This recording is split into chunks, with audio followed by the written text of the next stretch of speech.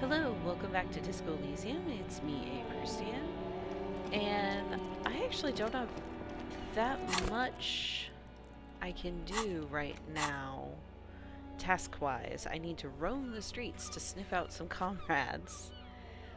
These are all on pause while the thing defrosts. This I do not have the stats for. This I have no idea. This feels difficult. I still have to wait for this, apparently. I don't know who to talk to about that. This is just, I have no leads. Who knows? I don't know how to do this. I'm gonna probably take another look around, I guess. And somehow I need to figure out Kuno? Good God. But actually, I've realized I do have a couple of these I guess I could go try, even if they're still unlikely to happen. Um, it's maybe possible. So there's one backyard wall. Oh, there's the woman on the roof. Wait a minute.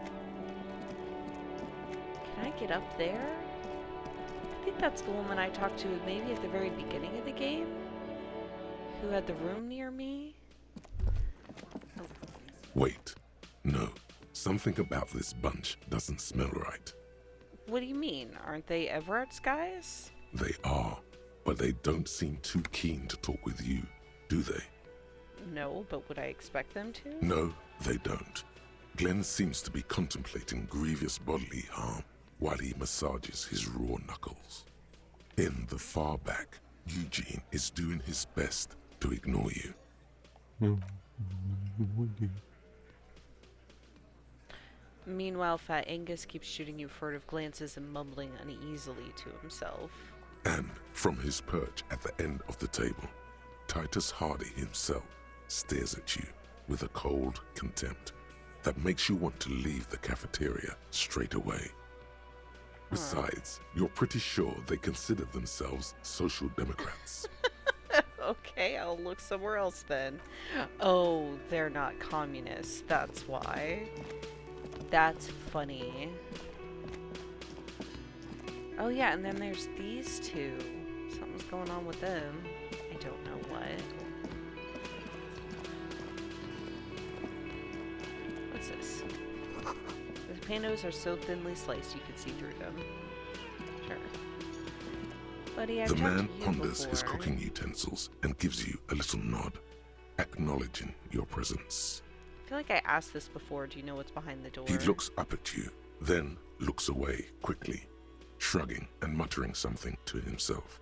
Shrugging is an international sign for, no, I don't know what's behind that door. Yeah. There's nothing I can do with it now. Okay, let's see. Let's go. Let's go back upstairs.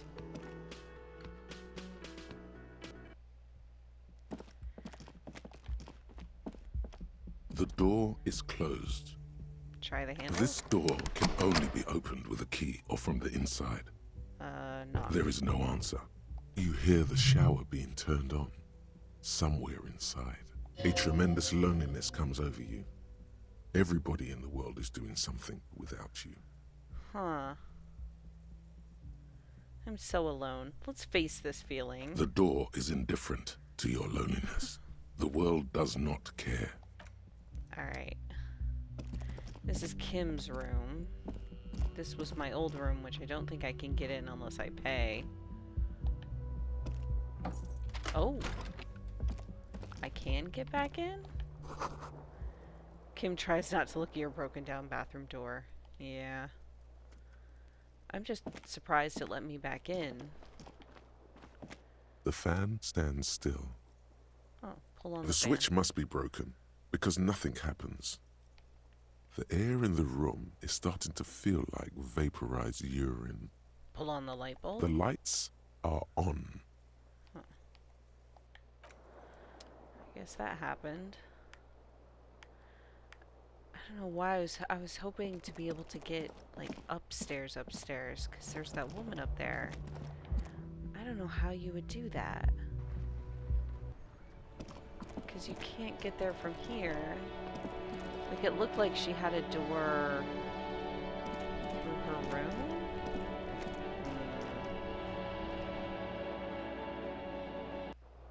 Mm-hmm.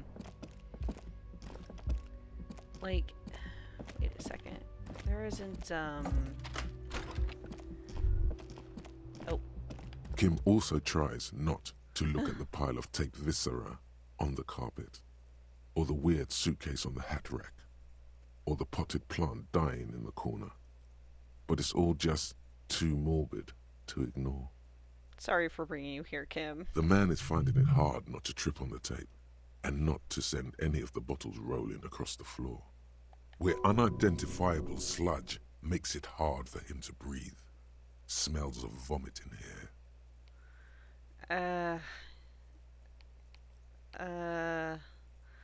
Say nothing, nod stoically. He takes a step toward the door, like he'd like to leave. Yeah, I feel like this should be a door. But that's to Kim's room, not outside. Okay, sorry for bringing you here, Kim. It was a fool's errand. Apparently.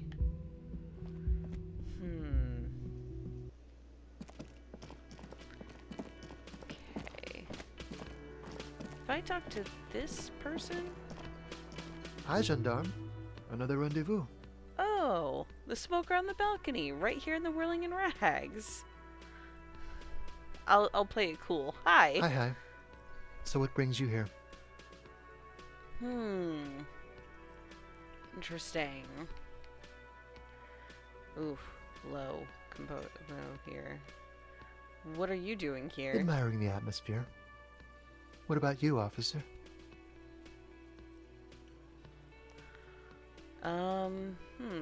I don't live here. My room is not right upstairs. Let's see. I'm here to kick some ass and solve the case I'm working on.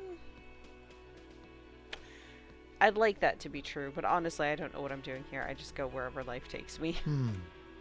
Maybe you should figure it out, detective. I met your Sunday friend. You did? And how did you like him?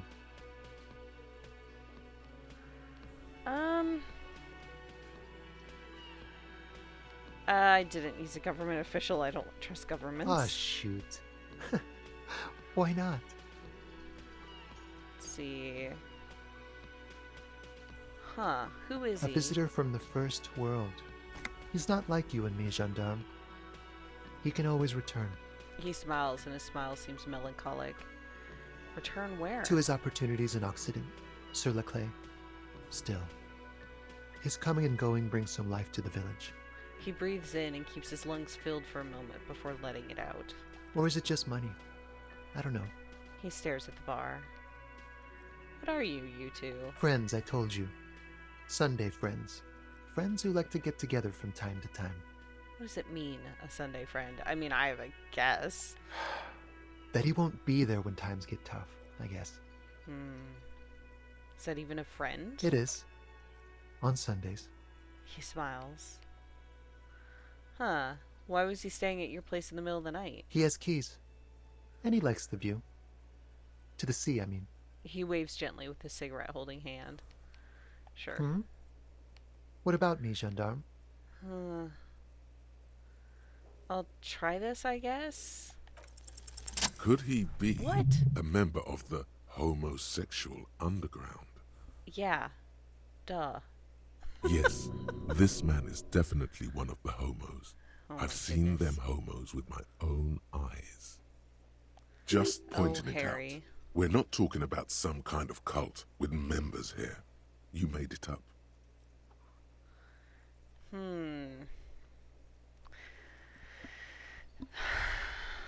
I guess the question is, it feels so, oh my god, like Harry. My god.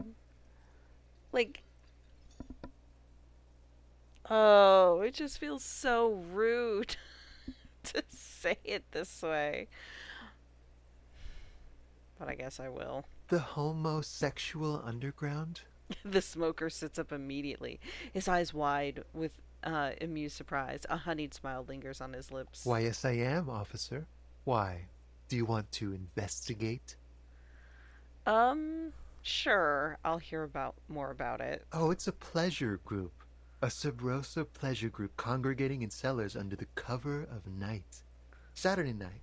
Sometimes even Friday night. What about Thursday night? Or Thursday night. Sometimes the congregating doesn't even end. It carries on into our daily life. I mean, it's so I really enjoy his reaction here because he's just taking the piss out of Harry and it's great. Yeah, when you convene, what do you Oh, do? we're ambitious. We want to destroy the last vestiges of meaning, the last things people in Rebishul have to hold on to, the true symbols of security. The meaning of man and woman, mother and father, their marriage. Everything will be constantly shifting and moving under our rule. The future will belong to a circus of identities just spinning around, surreal and unreal. You won't even know who you are anymore. It's like, oh right, you want the queer agenda. Here, this. Alright, does it have anything to do with disco? Yes, we listen to a lot of disco. Some say we engineered disco to spread our vision of a vertiginous, ever-changing society, where all there is a razzle-dazzle of gold. We are going to change the family unit with all this razzmatazz and finger dancing. And with mysteries. Of course, the mysteries are also of sexual nature, very esoteric. I do like disco. Maybe I should get into it? You can't just get into it. You have to be born into it. One is either already in the homosexual movement or forever excluded from it. What if I can't remember whether I'm in or not? What if I can't remember anything about my life, aside from the fact that I like disco? Beautiful. This Beautiful. That's exactly what we're looking for. Who knows? Maybe you were homosexual in the past. Maybe all of that has been repressed. The smoker crawls up to you like an animal preparing to jump. He circles his hands around you. I have to say that you do look like someone who might be part of the underground. You have that very distinctive, I can't understand what's going on here look. Okay, I have to think about it, or this is going to be like a 20-hour mind project for me, 20 hours at least. Okay, I have to think about it. Do think about it, officer.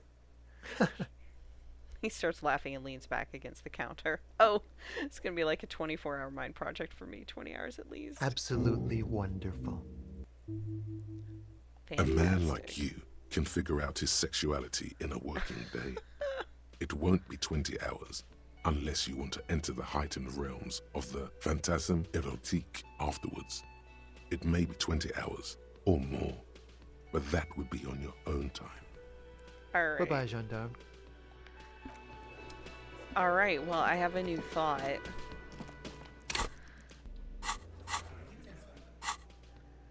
I don't have a... Oh, and I can't unlock a thing because, I don't have any level up points. Temporary research bonus, none. Research time, 8 hours. Right, a working day. Alright. One of the few things I know about this game is that people ship Harry and Kim, and it is, like, really obvious to me why. So I am happy to pursue Harry as gay in some way. In-game, canonically, I think that could be interesting. Alright. Don't know how to get up to that lady, if I can. What was the backyard something? The sound of melting snow dripping off the roof. It's strange.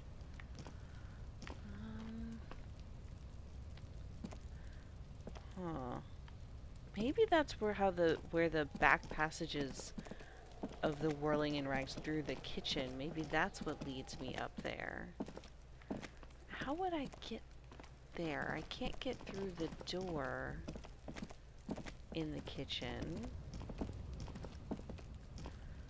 Oh, I'm so bad at the perspective here. Okay, I'm gonna try going out the other way.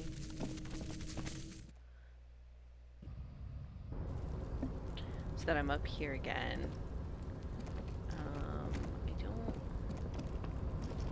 think this leads me to anything. I mean, it leads me here, right? This doorway is going to collapse soon. Oh, great. I mean, I can get up here, but I can't access that.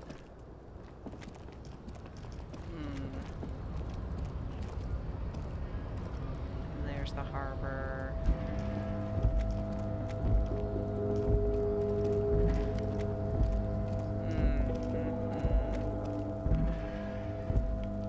Okay.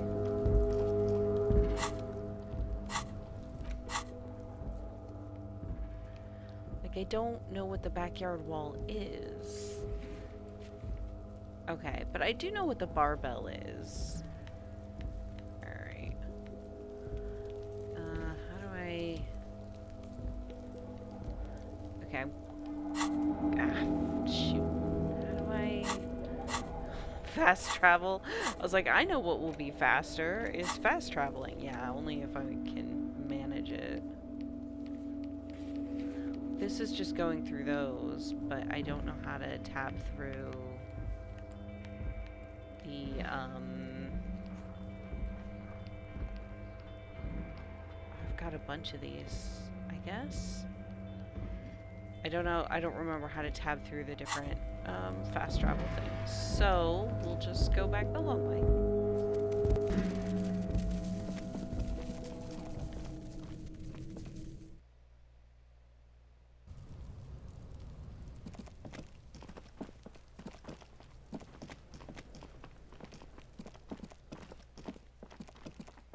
I think the fastest way to get to the place with the barbell is just through the bookstore.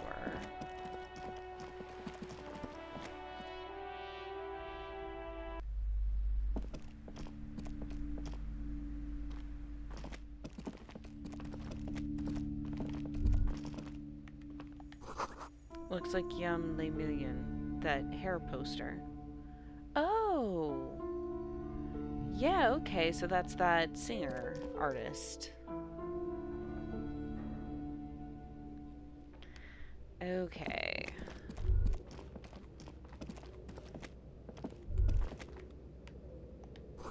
Is this Contact Mike, the boxing champion? I love that joke. I love it so much. Okay, so first, this is physical instrument, so I know I have a better shirt. Right, yeah, this one. Do I have anything else that gives me a bonus? Probably not.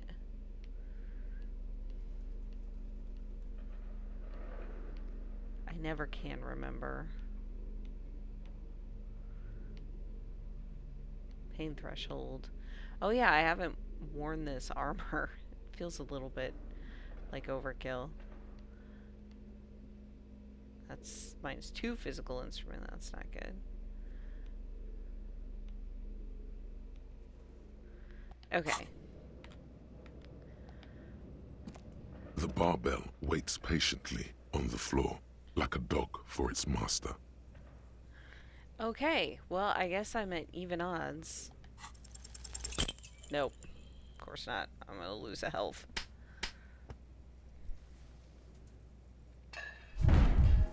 Yep. Someday, Harry. You manage to hoist it off the ground, but the barbell feels wobbly and dangerous. Your hands slick with sweat. Turns out you're no beast, just an old man with bad form. Weightlifting was never my favorite either. Oh no! The lieutenant is obviously handling you. At the station gym, I mean. I prefer running. It clears your head. Alright. Well, I lost a lot of... I lost health and morale. Great. Jeez. I don't even know what I get for doing that. It's just a thing that I could conceivably do. Okay, well, apparently there are no communists in the bookstore. I'm looking for... Shoot, I forget how Manana described that guy.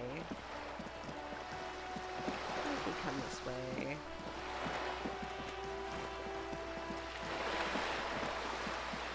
Come around the apartments once again. There it is again. There's a spectral scent haunting this pair, no doubt. And it smells like sea brine mostly, because it's a pair. Oh. Years of turmoil, of hopes and dreams, ground beneath the inexorable tides of capital. Close your eyes and take a deep breath. What do you smell? The first thing that strikes you is the overwhelming brine. You imagine yourself underwater, a 100-legged arthropod scuttling along the murky silt at the bottom of the sea. But then the unmistakable reek of seagull shit hits you, buoyed along on the air currents. An acrid melody atop mouldering cords of wood rot and heavy fuel oil. Everything in order, detective? I'm smelling for communists, Kim. You're smelling for... You know what? I just leave you to it. Carry on, detective. The lieutenant lacks your highly developed politico-olfactory cortex. The smell is undeniable, and it's coming from that balcony up there. You mean from Cindy? Certainement. A precocious communist youth, a symbol of a kinder, more hopeful future. Now's your chance to establish contact with your revolutionary brothers and sisters. I mean, I can try. Hello again, officers. Have you come to admire my mural? Oh, that's right. Piss and Fuck the World send their best. I don't believe it. I've never known those boys to have manners.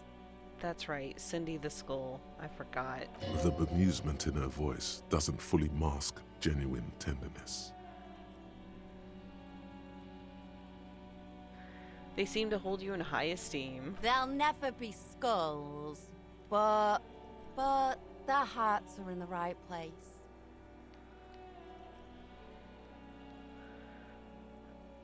Skulls are cool. Can I be a skull? I feel like the answer is like, fuck no, you're a cop. But I'm gonna say it. Fat chance. But you can still do your part to revitalize the neighborhood. Okay then, how's that? She throws you a conspiratorial glance, then presses her finger to her lips and squints up at the sky, as though straining to hear something in the distance. Have you noticed the quiet? Every so often, you might hear a gunshot pierce the air somewhere in Jamrock. But in Martinaise, no gunshots, no sirens. The people are languishing in boredom and complacency. I mean, are they though? This place is a sepulchre. We'll paint it red. We bring the raucous. You bring the sirens. Huh. Alright. Oh god. I will try this. I feel like there's no way this ends well. Hey sister, let's talk politics for a minute. And what do you know about politics?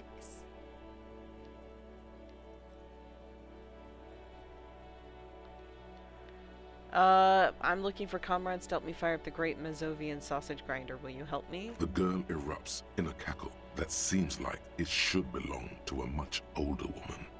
Oh, that's very nice. Little Piggy wants to make sausages. Out of what? His little piggy friends? Don't worry, Kim. I would never make you into a sausage. It was not a concern of mine. The lieutenant blinks once. Sure. I know someone who'd love to talk the ideological stuff. You're looking for Steban. Who's Steban? A right communist who runs a mega cool and very secret meeting. Does this Steban happen to have a jacket like this? Show her the white jacket. He might. Will you help me find him? No. And she pretends to think about it for a moment. No. The lieutenant lets slip a sigh that seems to suggest this turn was utterly predictable. I could offer her 5 real. I could be sad and pathetic. I could be a different version of sad and pathetic. I guess I should just give up then. Nothing ever works out for me. Oh, God.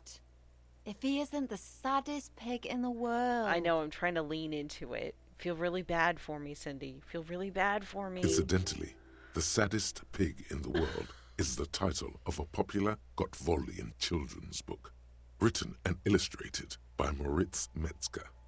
In 26, it received the prestigious Kritiker Prize for Youth Literature. That is hilarious. The saddest pig in the world. It does sound like a children's book. Oh, fine. I'll help. But first, I want something from you.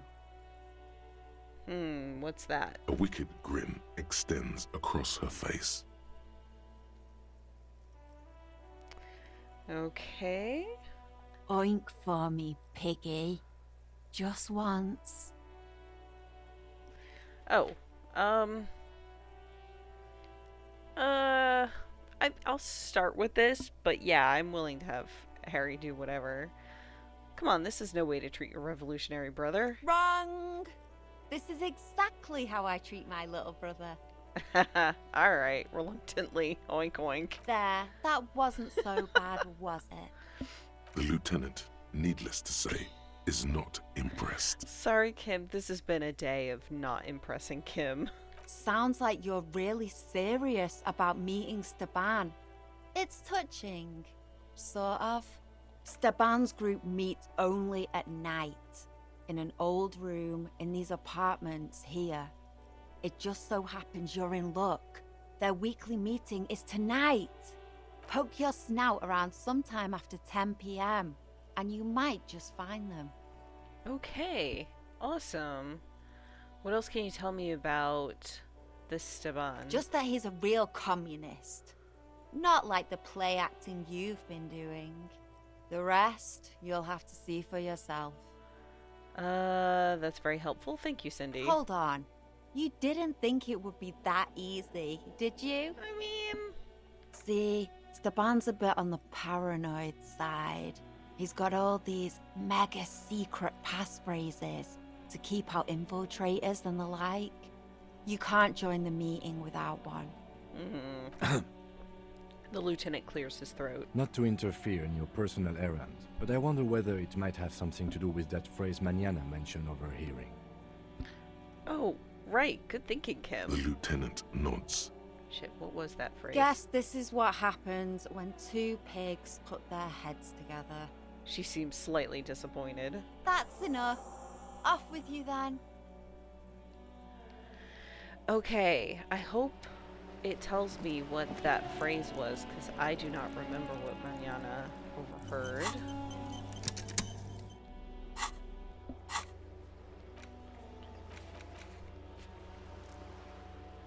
Attend the meeting. It doesn't say there, but...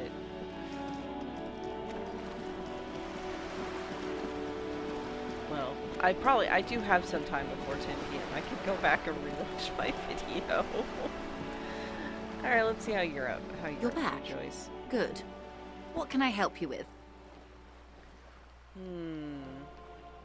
I was thinking about more reality questions. More lessons in basic reality? My favorite part of the day. Go ahead, ask me anything.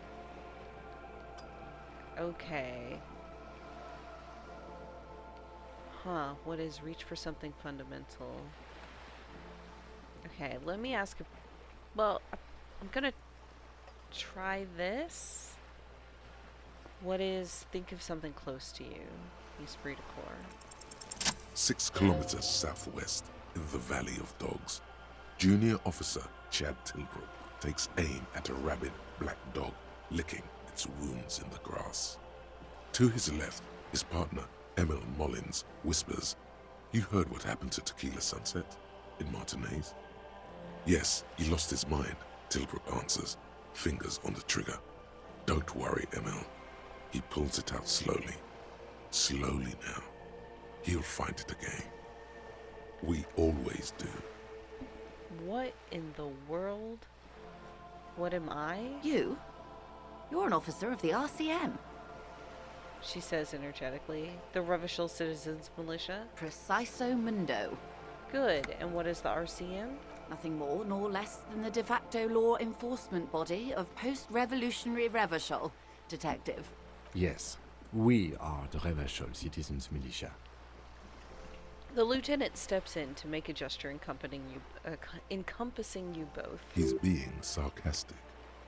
You said de facto? Yes, that means not de jure. The RCM acts in what is poetically called the twilight of international law, both at the behest of the coalition government and to its chagrin.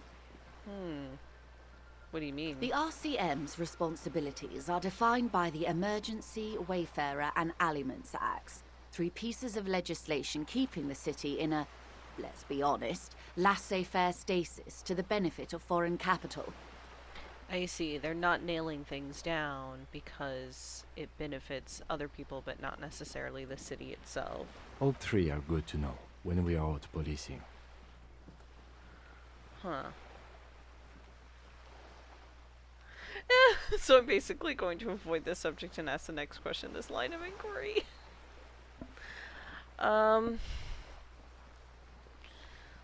So I'm basically a lackey of capital? There's nothing basic about your role, Detective. It's true that the RCM keeps everything the way our seemingly permanent provisional rulers like it. She leads in. Yet, on the other hand, I know these people. I deal with them daily.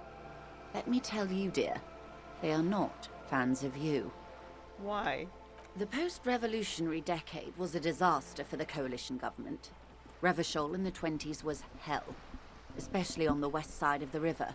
Gang warfare, a botched privatization scheme, a nuclear pile meltdown. They called it the international zone because no nation wanted to claim responsibility. The RCM restored peace where the coalition failed. A true blue citizens' initiative. They will never forgive you. Interesting. That's somewhat of an exaggeration. In reality, ours is a mutually beneficial arrangement. Revacholians get to keep the peace in Revachol, and the coalition doesn't have to worry about it. Anyway, sorry to intrude. Please continue. I like getting Kim's perspective on this, though. Yes, Lieutenant. Permit me to conclude with this. Who you are, to me, is the police. The only legitimate law enforcement authority in Revachol.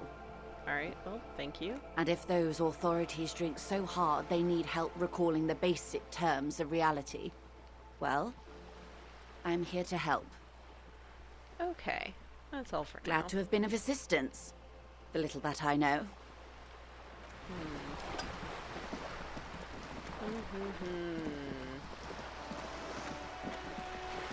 How long does it take for a freezer to defrost, do we think? So I can't even follow up on the communist thing right now because I have to wait until 10 p.m. And I know I can, like, sit on the bench and pass time and read books and pass time, but I'm trying to make sure there's nothing else I need, like, to do.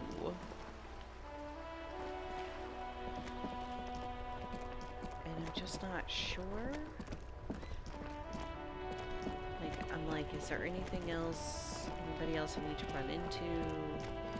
You know, I have a little bit of money that I don't have to spend on room and board. I don't remember how expensive. The speakers below are 50. banged up and worthless. Right. You keep coming back. That's good, officer. Keep browsing those clothes. Keep saving that economy. +1 composure, -1 shivers. You know what? I will buy it just so I Gotta have the prepare for option. springtime, right? And let's see what they've got at the pawn shop, I guess. I mean, I only have 15 real, but 16. It's still.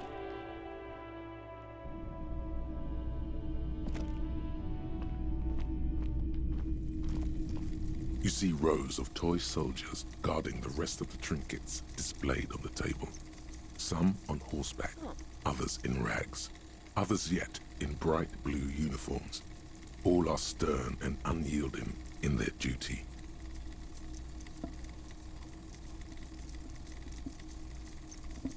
Inspect the knights on horseback. Big men on big horses, clad in lamella armor. and carrying flintlocks, the kind that would mow down a line of enemy soldiers in the blink of an eye. Point to the knights on horseback. These are Franco-Nigerian cavalry, right? Mm-hmm. I used to be very serious about my Franco-Nigerian knights. He looks at the dusty figurines in the dim light. What about the blue uniforms? They're not all blue. These figurines also wear gold coats and caps, complemented by orange trousers. They are variously posed, wielding swords and rifles with bayonets. Oh, this looks like Rene, the old guy who's playing pétanque. This is what the loyalists looked like, yes, at first. Then they wised up and got camouflage. So these are royalist soldiers? Which ones? Ah, those. Yes, they are. I find the paint job a bit gaudy, but children like the bright colours indiscriminately. Inspect the figurines in rags. This set of soldiers isn't meant to look impressive. A few have rifles, but most of them carry pistols. Some even shovels and tall sticks. Are these even soldiers? You're probably talking about the revolutionaries, yes? Yes, they are soldiers. Revolutionary soldiers. I think their poverty has been exaggerated for effect. When you place them next to the royalists, it doesn't seem like they could possibly win. I wish I were more nuanced as it stands. I cannot comment. It's meant to give people hope. Even we can do it. Maybe. Ooh. High interfacing. Dig up a truly cool figurine in the box under the table. Why? What's this? A headless man riding a horse? A headless man wearing futuristic tracksuit trousers that say foul. If I get this, can I give it to Kuno? Oh, that's the Headless Phone Rider. Who? The Headless Phone Rider. It's an urban legend about a man who rides the streets of Revachol sporting a fawn tracksuit. As you see, he's missing his head.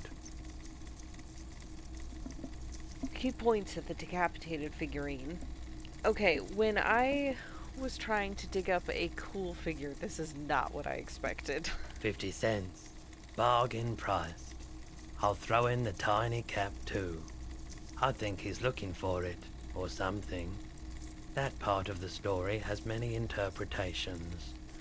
I am 100% buying this. Did I mention that this figurine is supposed to be lucky? Always carry it with you. He grins. Okay, step away from the table. That is delightful. And now I'm like, oh, he said always carry it with you. But I wonder if it's something I should give to Kuno. Would Kuno like it, or would he think it's dumb? God, who knows with that kid? I have no clue. Look at that, though. The plastic headless fallen rider sits atop his equally plastic bull, his posture indicating either desperation or pride. Comes as a set with the infamous fallen cap for which he lost his head. The head is not included. That is incredible and 100% worth the trip here. What else was there Typical around here? Martinaise streetlight sits among assorted floor Oh, and table right. lamps. 700. Jesus. All the old boomboxes are there, blinking and waiting to whirl. All but one. Yours. Right, I already bought that. Okay.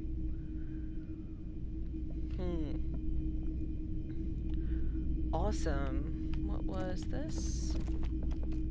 Wow. A very large red t-shirt with an impressive print stands out from the other garb. Oh, yeah? Oh yeah. The print depicts a muscled man striding toward you. A giant sword in God. each hand, encircled by burning embers. Behind him is a cluster of cabins engulfed in flames. Beneath him are the words, Hyundal burning. Sniff the t-shirt? Smells like worn cotton and a little old sweat there. Worn cotton with a side of flea market or trash bin. Sniffing is okay, but please don't try anything on. Can't have you leaving your photon emissions in the fabric of things you're not going to buy. What, like your infrared radiation? What is he talking about? That is a rad man from Helmdall t-shirt you've got there. Hell yeah, man.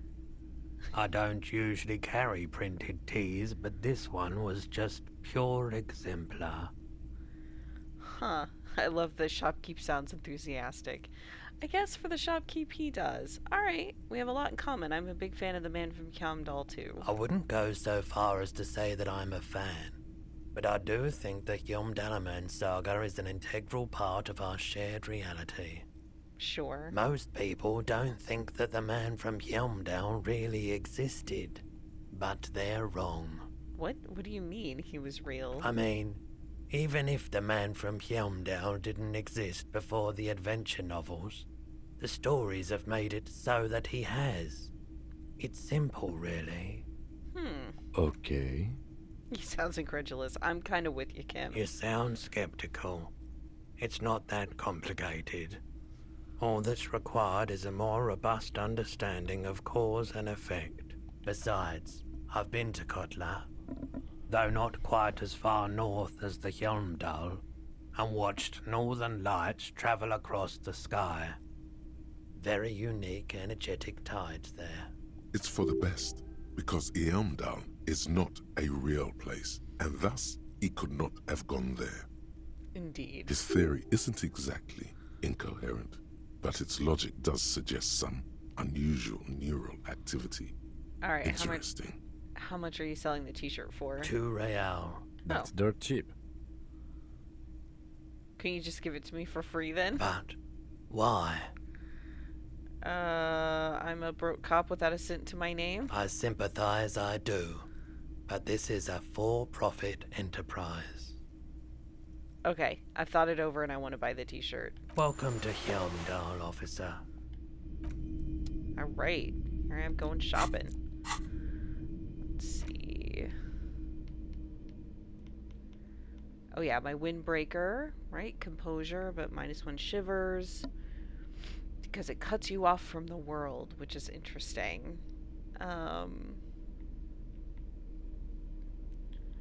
Yeah, okay, so let's see. The nylon wind cheater, is that what it says? Is so dynamic, it wraps around you like a membrane. Equipped with the stowable hood, the backside of the garment is covered in sport and summer-related text. It swishes softly as you walk.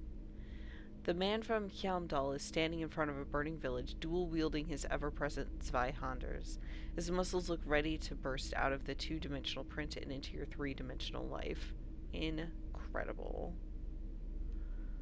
I shouldn't wear that when I'm trying to talk to Hardy, though. I don't know how I'll ever have enough authority to talk to him. Alright. Listen, I got this shirt. I gotta put it on. Yeah! Amazing.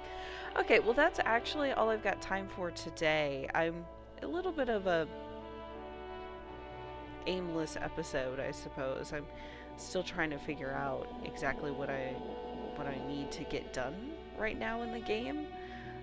So I may have to do some time skips, I suspect. But yeah, I'll catch y'all the next time. Bye!